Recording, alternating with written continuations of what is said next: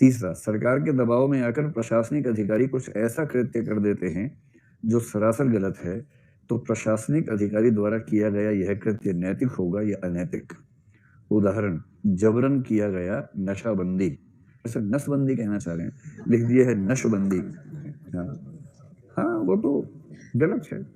इसलिए सबसे अच्छा क्या है, जैसे कश्मीर के मामले में 2 आईएएस अधिकारियों को लगा कि ये गलत हो रहा है, उन्होंने इस्तीफा दे दिया। ये बुलंद तरीका है कि मैं सरकार से सहमत नहीं हूँ, इसलिए मैं इस सरकार का काम नहीं करना चाहता हूँ, मैं सरकार की नौकरी से इस्तीफा दे रहा हूँ। का साहस, करेज ऑफ कन्विक्शन ये होता है।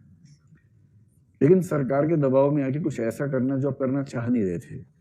देखो, आईएएस और आईपीएस के पास इतनी पावर होती है, इतनी पावर होती है कि सरकार उसका बाल भी बांका नहीं कर सकती, अगर वो ठीक है तो यदि सरकार कोई गलत निर्णय दे, गलत फैसला करे, तो उसके पास कागजी कार्रवाई करने के इतने विकल्प होते हैं कि वो उस चीज से खुद को अलग कर सकता है। उसके लिए हौसला चाहिए, साहस चाहिए। तो सरकार ने दबाव बनाया, आपने किसी का मर्डर कर दिया, फिर आप कहें कि मैं तो दबाव में आ गया था, ये नहीं चलेगा, फिर तो फंसना पड़ेगा। इससे अच्छा तरीका है कि सरकार के दबाव में न झुके। जब आईएएस बने हैं तो रीढ़ की हड्डी तो होनी चाहिए ना, रीढ़ की हड्डी लेके जाइए, उसे यहाँ क्यों छोड़ के जाएंगे। और सरकार का दबाव झेलने के लिए आपके पास पर्याप्त संवैधानिक सुरक्षा है। अनुच्छेद 312 बहुत अच्छी सुरक्षा प्रदान करता है, उसके आसपास के 1-2 आर्टिकल्स और भी हेल्प करते हैं, 311 भी हेल्प करता है, तो वो सब भी महत्वपूर्ण है। और कोई ऐसा गधापन जो पश्चिम से लिया किंतु जिसके कोई तर्क नहीं है, व्याख्या नहीं है, लेकिन ले लिया है, वो वेस्टर्न है किंतु मॉडर्न नहीं है। जैसे बहुत सर्दी के मौसम में स्कूल की लड़कियों की यूनिफॉर्म में स्कर्ट लगाना, जो मीनिंगलेस बात है। गर्मियों के मौसम में मई जून जुलाई के मौसम में वकीलों का काला कोट पहन के कोर्ट में प्रैक्टिस करना, ये वेस्टर्न है पर मॉडर्न नहीं, क्योंकि इसमें हमने दिमाग का इस्तेमाल नहीं किया हुआ है। जजेस को माई लॉर्ड कहना, जो हमने सीखा इंग्लैंड से, क्योंकि वहां के सुप्रीम कोर्ट के जजेस हाउस ऑफ लॉर्ड्स के मेंबर्स होते हैं, इसलिए वो लॉर्ड्स हैं। तो माई लॉर्ड जजेस को हम कहते हैं यहाँ पर, जो पश्चिम से सीखा है। तो आधुनिकता का जो हिस्सा पश्चिम से लिया वो ये वाला है, आधुनिकता का जो हिस्सा खुद इजाद किया है कहीं और से लिया वो ये वाला है।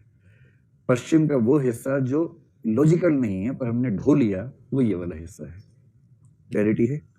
जब भी 2 कंसेप्ट में दिक्कत हो, गोला खींच के देखो कि गोला गोले में है, गोला गोले के बाहर है, गोला गोले को काटता है, या गोले गोले पर है। यही 4 संबंध बन सकते हैं। अब शुरू करने का समय आ गया है जी।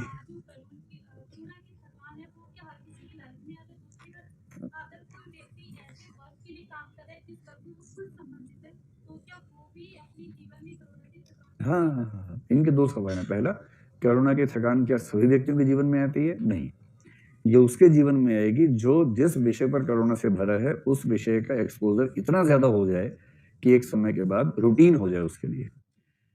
आप जिन चीजों को लेकर संवेदनशील हैं, अगर वो आपका रूटीन वर्क हो जाएगा तो आपके अंदर संवेदना बंद हो जाएगी। लेकिन जिसके पास रूटीन वर्क नहीं है उस तरह का, उसको ये थकान नहीं होगी, क्योंकि वो कभी कभी कर रहा होगा, वो दिक्कत उसको नहीं आएगी।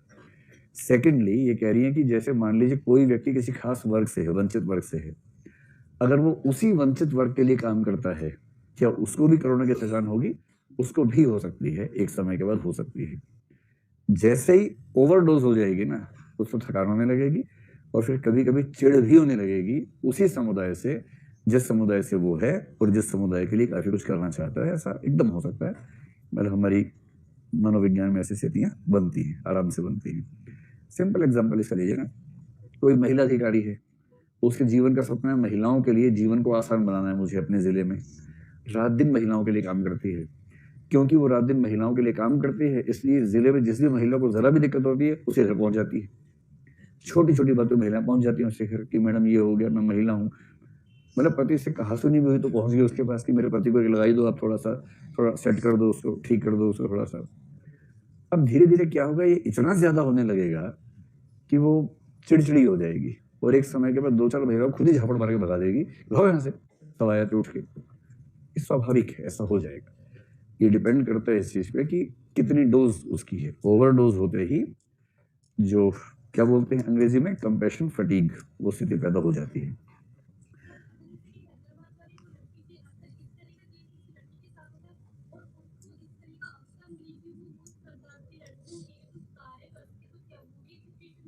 हाँ, ये कह रहे हैं कि हैदराबाद में जिस लड़की के साथ दुर्घटना हुई, यदि मान लीजिए उसको मौका मिलता कि वो महिलाओं की हेल्प कर पाती, ऐसी महिलाओं की जो इस स्थिति से गुजरी हैं, क्या उसको भी ये फटीग होती?